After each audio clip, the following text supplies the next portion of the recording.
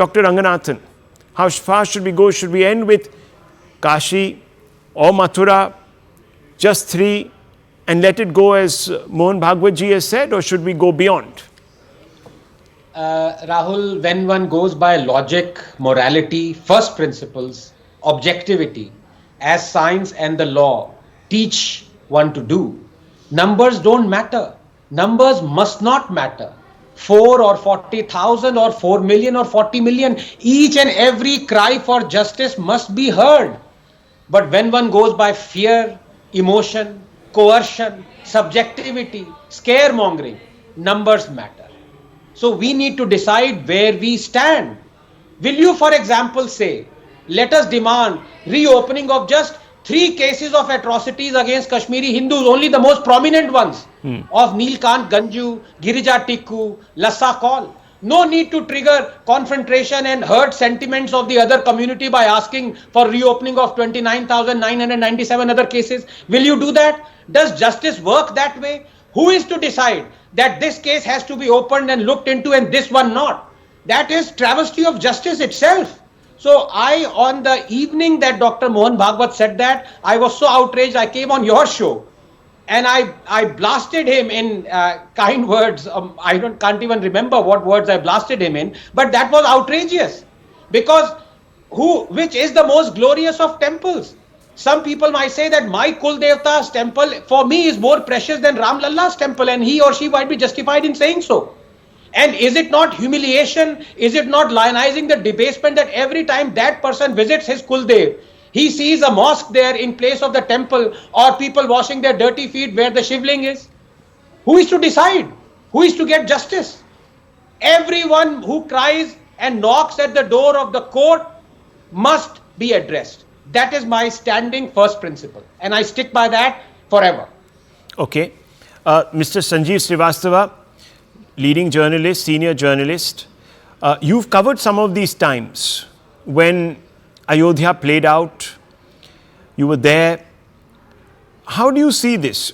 Should a line be drawn in the stone, or should it remain in the shifting sands of time?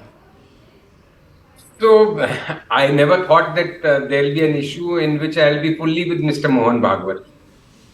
So the simple reason is that how far we go back, how many cases we open. I listened to Anand's argument, and like always, there is sound logic and in the manner in which he puts his thoughts across. But then there is no end. What about the other temples or other places of worship, the Buddhist or the other thing? So this is an endless cycle of retribution. So, and then we have our own constitution, and we have this Places of Religious Worship Act. I may be getting the name of the act wrong, but the idea was that let status quo be remained. But I am fully with the Hindu thought, if you may, on the key temples, whether it's Ram temple in Ayodhya, Ram Lalla, or Gyanvapi or Mathura, or even the 5 more such places come up which kind of convince your logic.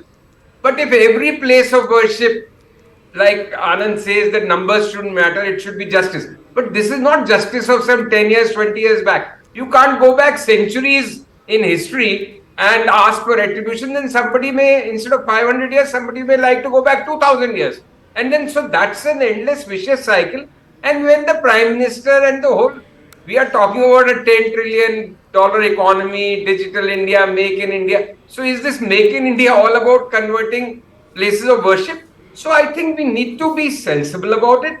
We need to be rational. We need to put an end to this cycle. After having, and of course the minorities, you quoted Mrs. Rasool, Begum Rasool. If they had voluntarily given Ayodhya and Kashi and Mathura, then so many things would not have happened. But well, they also didn't learn their lesson. But the bottom line is that it cannot be an endless thing or a bottomless pit in terms of reopening cases, because there has to be some kind of a timeline respected. Okay, I'll come to that point that you raised in the second half. Dr. Ranganathan wants to respond because I want to bring in Mr. Choudhury on that last point. Yes, Dr. Ranganathan. Couple of points. Sanjeev is a wonderful friend, very erudite.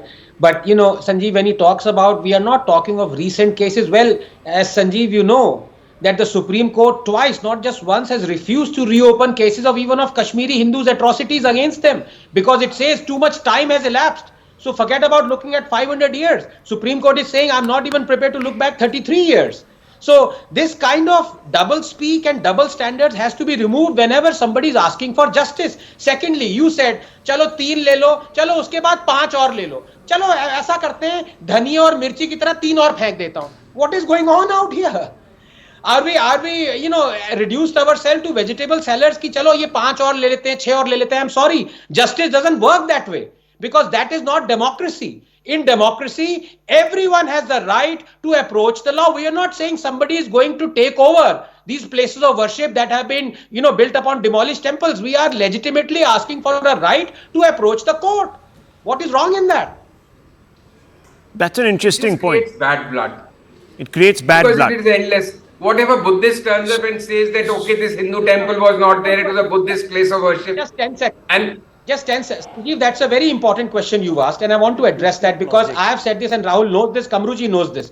I have said, for me, it is a civilizational issue, not a Hindu issue. If a Muslim brother or sister of mine were to come to me and say that there is a mosque that was demolished by a Hindu king and he built a temple over it, I have said this publicly. I will go with him to the court to seek justice. So this is not a Hindu issue for me at all. And secondly, I want to point you, Sanjeev, my dear friend, to what Mr. Sitaram Goel threw a challenge to Ramila Thapar. Show me one Buddhist temple, Buddhist shrine that was demolished by Hindus. She was not able to show even one. So this bogey that Hindus destroy Buddhist temples, is canard, has been going on for decades. This has to be laid to rest as well.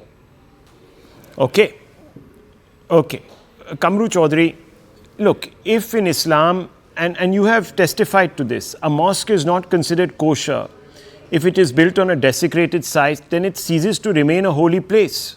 Obviously, such places, and I presume you would agree with me, would hold no religious meaning to Muslims at all. Can then they be easily relinquished? Maybe a third way, which is a way that we always dance around. I don't know why we dance around this. It creates bad blood. What creates bad blood is, viewers, history, unaddressed. We are constantly told कि भाई peace and reconciliation का एक commission बना लो.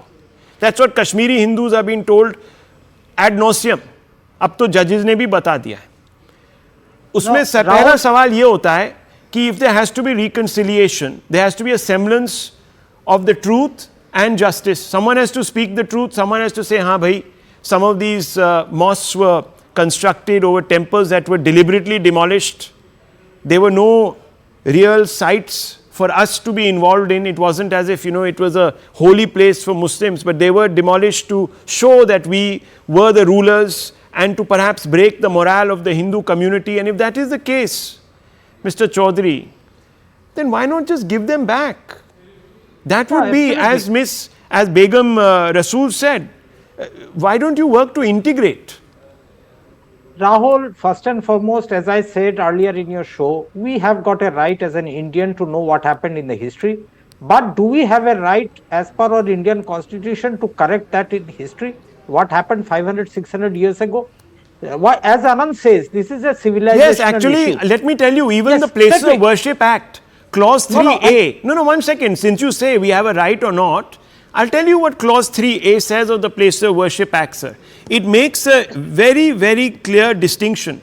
If a place is deemed to be, and I'll just open it up. I just, in fact, have tweeted the exact terms of it also. But if it basically says that if, look, there is a structure that is thought to be historical in nature, then it is exempted, just like the Ayodhya structure is from the Places of Worship Act. So